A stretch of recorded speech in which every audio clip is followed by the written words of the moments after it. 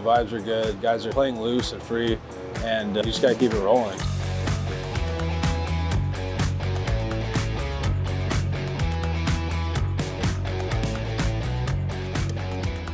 Well, Cal, it's hard to believe that we are less than 2 weeks before the end of the season, and we're taping this coming off the 10th straight win, and I think it's probably not the toughest question in the world, but really want to hear, vibe check.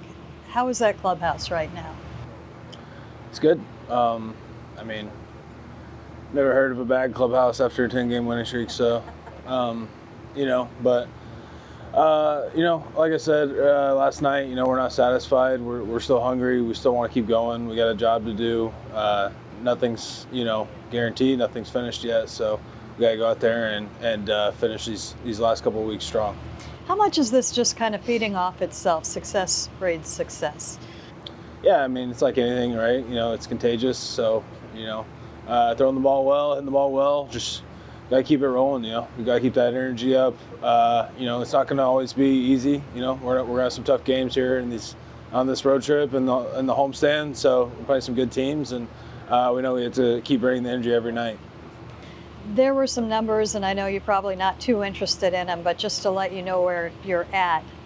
In a 10-game win streak, the Mariners have had more home runs, struck out more, I think scored more runs in that time than anybody else in baseball history. It's a heck of a run. Sometimes it's all grouped up. There are a couple of games where a lot of those runs are, but when you take a look at what you've been able to do as a complete team, what stands out for you? I think, we're putting the pressure on people from inning number one, getting guys on base. Last night we came out strong, punched them in the mouth in the first inning. We were able to get some more runners on, keep the pressure on and limit damage, on the defense side of the ball, with our pitching and defense. So it's kind of a recipe for success right there in itself. And like I said, just got to keep it rolling, keep going. It's going to be challenging the last couple of weeks, but we gotta finish strong. What do you see? A lot of people say we've got to go out there and take it, and that's a mentality as well. What do you see in that kind of mentality? Yeah, just not being satisfied with ourselves, with where we're at. Obviously, it's great that we're playing good baseball and the vibes are high, and there's a lot of good things coming. But it's also understanding that we have a tough road ahead, and the job's not finished yet. It's about going out there and finishing the job and leaving nothing up for. I don't know what the word would be for let for anything chance, get by. for chance. There you go. Very Nothing good. up for chance. So. Talk to me about that bullpen. I think that's probably, there's so many things that stood out, but on the homestand, it was no walks or no earned runs. And it seemed like it flipped on a dime. How did that happen? Yeah, they're just, they're in a good rhythm right now. They're throwing the ball well, going out, and usually it's never as complicated as we want to make it to be. It's usually a good recipe of going out and getting strike one, and and challenging the hitters. I think that's kind of what our pitchers have been kind of based on over the past few years. Is go out there, and when you're not allowing free bases and you're challenging hitters in the strike zone and getting in good counts, then you're going to be in a pretty good spot, for the most part as a pitcher. So, what's the equivalent on the hitting side? On the hitting side, it's going out there and competing every night, and it's kind of the same thing, getting in good counts and putting pressure on the other team. That's putting the ball in play. That's getting runners on base, and having them worry about, like, it's a lot of things, but I think ultimately it's just putting the pressure on the other team. And when you got 9 guys on the lineup who are having tough at bats and can run bases and can hurt you in multiple ways, it makes it really tough for an opposing team to game plan. And like I said, with our lineup being really deep as it is, it's important for us to continue to have those good at bats. Who are the unsung heroes for you on this team? One from the pitching side and one from the offensive side? Man, I can sit here and name so many guys. There's just been so many players this year that have contributed and have really, had a lot of success for themselves and for our team. Off the top of my head, I look at the bullpen. I look at a guy like, Eduard Bazardo. guy who's just been nails, for a guy who was, kind of a down game pitcher, a guy who wasn't, getting those innings that he probably wanted to get. And, all he's done this year is go out and get outs, and he's taken the ball every single time he's been asked to. And that's a really good teammate. So, and he's been really good this year. Just somebody that we've relied on. We really needed somebody like that, and he stepped into a huge role for us in the bullpen. And it's been really, really huge. And then as far as from the hitting side, you could look at so many guys. So many guys have contributed. A guy that sticks out is obviously Jorge Polanco. I don't want to say it's an underrated, but because he's having a great year. He's got close to 30 homers. He's a doubles machine right now, and somebody who is seeing the ball really well right now, and is a threat from both sides of the plate, especially after coming off a bunch of injuries. So I'm happy to see him having success and see him healthy again. Can you break him down offensively for me? I mean, yeah, the guy, he has a really good short compact swing. You don't see a big loop in his swing. He's not really doesn't look like he's trying to hit home runs. He's trying to hit line drives throughout all fields. So somebody that can hit the ball, really well in the gaps. And like I said, being a switch hitter is huge, and he's kind of behind the 8-ball earlier in the year, being injured, and still nursing an injury. So, but like I said, just a good guy that puts a lot of hard contact on balls in the gap, and like I said, doubles machine.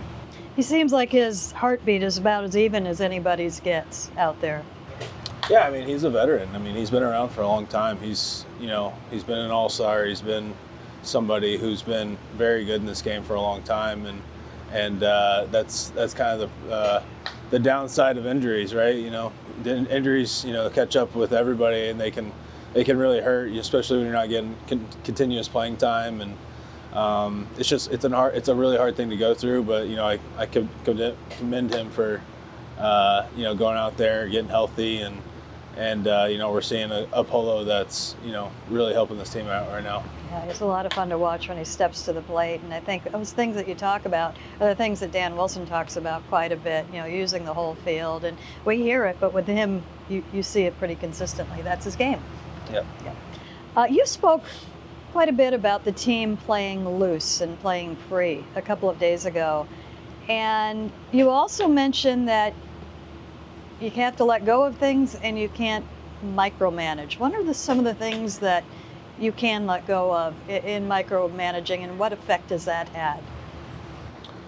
Yeah, I think it's baseball. You can't control results. You can't control wins and losses. All you can control is how well you play, and getting yourself prepared every single day.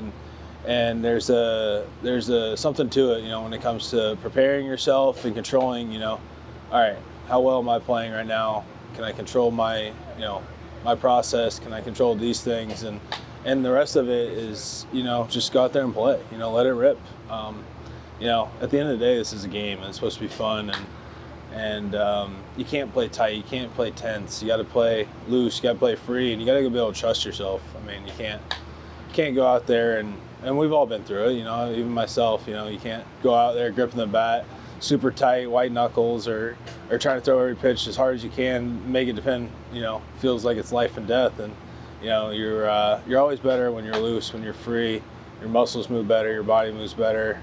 And it's just better for everybody else. It's a good feeling in the clubhouse when guys are going out there and just trusting themselves and letting it rip, and whatever happens, happens.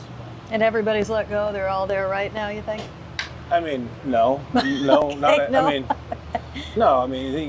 It's not just smooth sailing the rest of the way. You'll never see a team that's got the 27, 28 guys completely clicking the way they want to.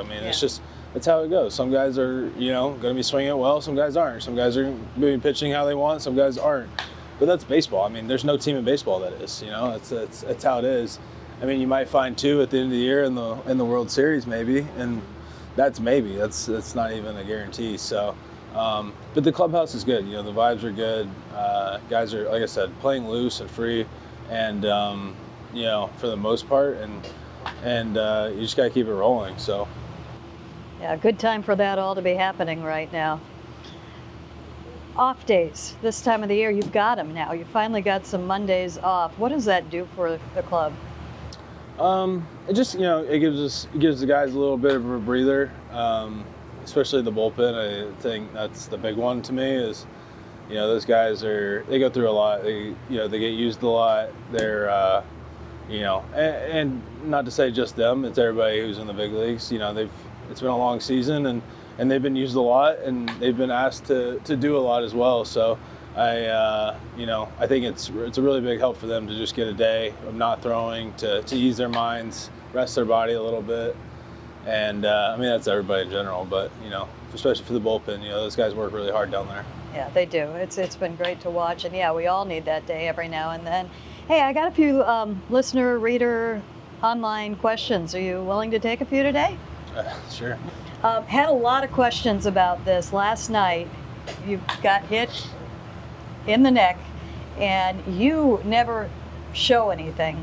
You were clearly in some pain last night. My question, and then I'll get to the listener's question. Where did that rank on hits this year for you? Getting hit in the neck's never very fun. So, it won't hurt a little bit. So. A little bit, okay. Yeah. Dave from Eastlake, who I will disclose played in the NFL, wants to know, do you ever get fired up by that if you get hit or take a hard hit or something like that? Do I get fired up? Not unless somebody would be throwing at me. Okay. But no, usually when you get hit in the neck, you're just really looking for some air. You're not really fired up too much about anything. So. Along those lines, Dave from Eastlake has been very interested in the equipment changes at catcher since you've been playing. What's different? I'm seeing a lot more, the shin guards are a lot higher up on guys, especially with more guys going one knee down and the amount of foul tips. So you'll see the shin guards kind of come up closer to the upper thigh area just because trying to get a little more protection there. But for the most part, there's not a lot you can do. It's pretty much the same. It's probably, the padding's definitely better.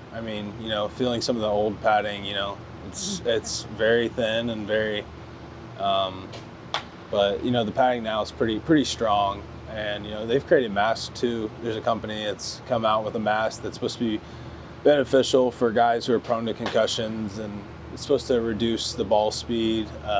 It has like certain springs in it, oh, wow. The recoil. So, this definitely come a long way.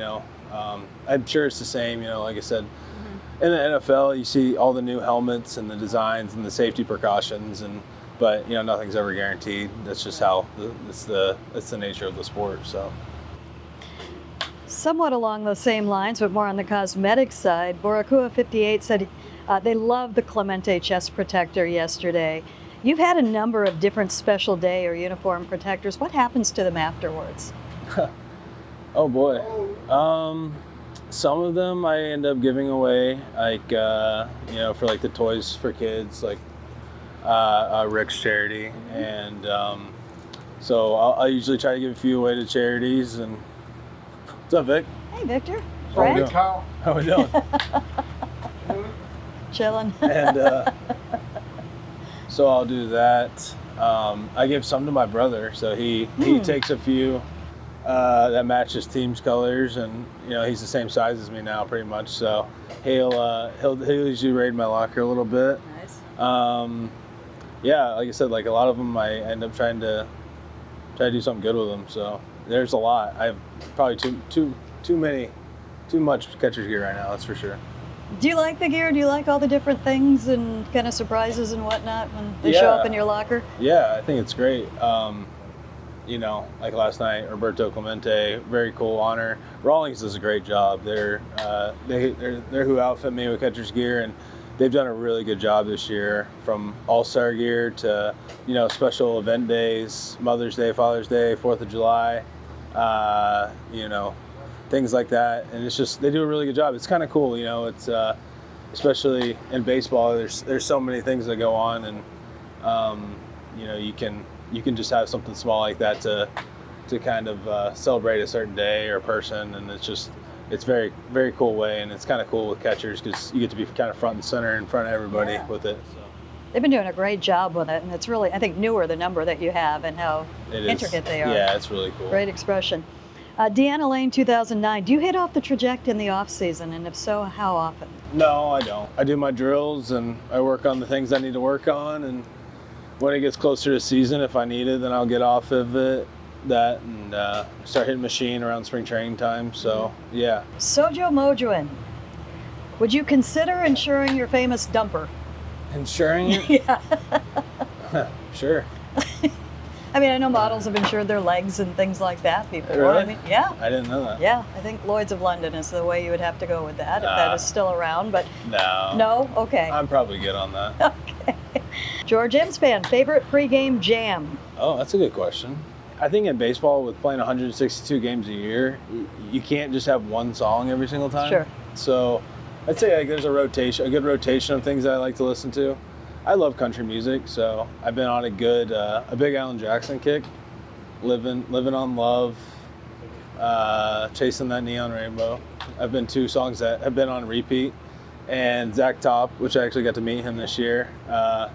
He just came out with a new album, so I'm jacked up about that one. I've been listening to it, and yeah, I usually like listening to country, but I'll mix it up from time to time if I need to listen to some other genre or whatever. Have you let anybody pick your music this year? Your walk-up music, which is No, totally I just had different? one song all year. Okay. Yeah, so I haven't changed Don't it. change a thing. Usually I change it a couple times a year, try to keep it fresh and new, but this year it's just been one. How aware are you guys of all the superstitious things people are doing right now because of you guys? What are they doing? Well, you guys obviously have the mustaches. You've heard of Right. the Etsy Witch. Yeah, I've seen that. Seen the witch. Rick Riz's Cheetos. Well, I've been seeing him post about them, but I didn't know what they were. Yeah. So I'm guessing that's good luck. Good luck Cheetos before every game. There's a What bag kind in of the. Cheetos? It doesn't matter. It just has to be a Cheeto. Oh. Somebody tried to pass off some Doritos as Cheetos last No, night, and no. Luckily, by game time, we had the Cheetos. Yeah, So- hey, baseball is, people believe in that stuff. We don't mess around, so No. it's a very superstitious sport. You keep doing something until it doesn't work. Ozzy tells all, build your ultimate sandwich. So I would get a sourdough. Yeah. Sourdough, I'd lightly toast it to where it's still soft but not crunchy, and then I would do the lightest thin amount of mayonnaise on one side of the bread. I would go crisp lettuce. I would go blackened turkey. I like a little spicy, so it's got a little seasoning, Cajun kind of seasoning. Okay. Boar's Head makes a really good one, and then I'd add some roast beef on there. Oh, okay. And I would do small tomatoes, not a lot, just a small amount of tomatoes, not really thick, thin cut, Okay. and salt and pepper. And I think that would be my ideal sandwich. It's very specific. I'm impressed there. Light trying to think, mayonnaise did I on miss one anything? side. You don't like cheese I'm on not- it or oh, anything? yeah, I would do cheese. Oh, okay. Yeah, I would okay. do pepper jack cheese. Pepper Pepper jack cheese. And the sourdough yeah, bread. I forgot about cheese. Yeah, okay. Sourdough, cheese, pepper jack, Salt and pepper. turkey, roast beef. Blackened turkey. Yeah, I mean, if it's like a full dinner meal, maybe I'll make some bacon on there and make it kind of like a club. Okay. Avocado? Yeah, you do avocado on Okay, there. all right. I mean that's more like a dinner sandwich. If versus like a lunch sandwich, Okay. you're probably not going to make all that stuff because it takes too much time. Okay. That sounds like a Um, good sandwich. Yeah, that sounds really good actually. My mom makes the best sandwiches in the world. So she's really good at sandwiches and wraps. Oh, Yeah, but there's just something different about mom making a sandwich Of course. versus right. I mean, yes. everything. I mean, it could be a peanut butter jelly, and it's just better when she makes it. So I don't know. I cannot disagree with you on that one. That's a good question. Those are the questions I'm here to answer. Everybody likes sandwiches. Yeah. Two-parter. You've spent a good amount of time in the Pacific Northwest. How has that suited you as a North Carolina guy? And do you feel yourself being Northwesticized? In what way? Like food? No, anyway. In any way? Do you like rain? Are you wearing more flannel and fleece? Have you been for a hike? So where I grew up in North Carolina, I'm in the mountains, and so I'm on the west side. And believe it or not, it's very, like, I'm in the Appalachian Mountains. Believe it or not, it's very similar to the Pacific Northwest. The winters are very gloomy and like very like soggy. Like it'll sit around, high 30s, low 40s, a light drizzle, a lot of like, and it'll snow every once in a while, not much, maybe a couple times a year after Christmas and stuff. And there's lots of hiking where I grew up, lots of mountains, a lot of breweries. So it's it's very similar. Like Asheville, Asheville, North Carolina is 45 minutes from me. This is the closest town that I have to tell people. It's because I'm from a small town and nobody knows where it's from. So I usually tell people close to Asheville, and it's very similar. So it's very pretty, like I said, mountain ranges. So it kind of does remind me of home a little bit, which is kind of nice. I'd say the food aspect of it is, being from the South, there's a lot more, fried foods and a lot of like, grandma's home cooking kind of places, which is really good. So, versus Seattle, there's not as much of that, and there's not as much, you look at like, for instance, like a barbecue or, like I said, kind of like soul food, I guess. So I think, the South, that's just different. Not a lot of places have that stuff. So as far as availability, though, Seattle's got a lot more options than where I'm from. So, yeah, but I love it. I really do. It's become a home, and I'm probably going to spend a little more time there this off season, and I'm looking forward to it. And there's, the places outside the city are really nice too. So,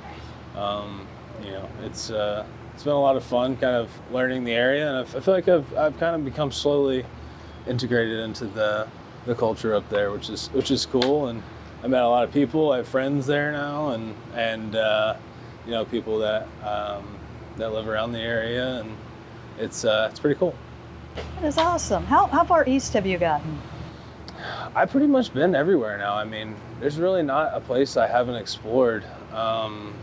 I guess maybe, I look at like, maybe, I don't know, I've pretty much been everywhere. I spent time in Everett. I spent time in Bellevue, Kirkland, been up to Woodinville, Issaquah, very pretty over there, very quiet. Obviously spent time in Tacoma, lived down there for a little bit.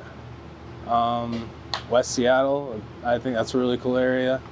Trying to think what else. I've been to Whidbey Island once. Okay. Yeah. You haven't crossed the mountains yet? Have not crossed the mountains yet. Okay. I got to get there to that. I have not done that yet. Got to get in the truck and drive to Montana at some point. Oh, no, wait, I've done that. Sorry. Oh, okay. Sorry, I have done that. I drove back after my first full year, drove to North Carolina from Seattle. Oh, wow. Yeah, so well, that's a conversation in its own. Yeah, I'm going to try to go out to Montana for a little bit this off-season. Gonna go see Divish? No, I'm not going to see. All right, well, one of the reasons why I ask, and I'm sorry for this question, but it was asked and I don't have the name in front of me, it's Apple Cup week. Oh, yeah. Huskies or Cougars? Oh, jeez. Get you into trouble here. Yeah, you get me in trouble. I don't know. I'll say this. It's not an answer, but this is what I'll say. Obviously, UW's in Seattle, so they're the hometown team. Yeah. So there's my 50% there, my 50% loyalty. But I went to a state school very similar to Washington State and Florida State, and kind of very college town-esque. So there's my 50-50 okay. loyalty. Safe answer. But you know what? Both places are great places to see games. I highly encourage it when you have some downtime. Where do they play this week? They are playing in Pullman this week. Pullman? And it's all wrong because that game is supposed to be played in a driving snowstorm in Pullman, and because of late in the year, right? Yeah, and that's gotten thrown out of whack, unfortunately. But yeah, it's always a great matchup. All right, taking it back to the Shannon questions, just have to end. When things settled down for you last night, how many messages on that phone for you?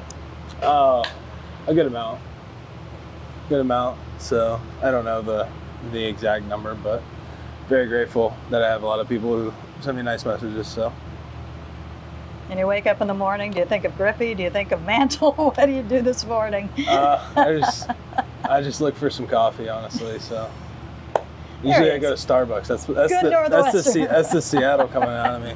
I'm like obsessed with Starbucks now. It's a problem. The coffee is a problem. I know. It's like, you can go to all these different places and like, I know, I'm just good with Starbucks. Well, talk to your other catcher, Mitch Garver. He's a big coffee. He knows all the spots. Yeah, I don't know. I think it's the consistency, and you know what you're getting every single time from Starbucks, and you've become accustomed to that order, and after a while you're just like, I'd rather not, branch out and try something new. I'd rather just stick the guy who's got the most specific sandwich order I've ever heard in my life. That was a good sandwich. That was a good sandwich. Cal, thank you. Thank you.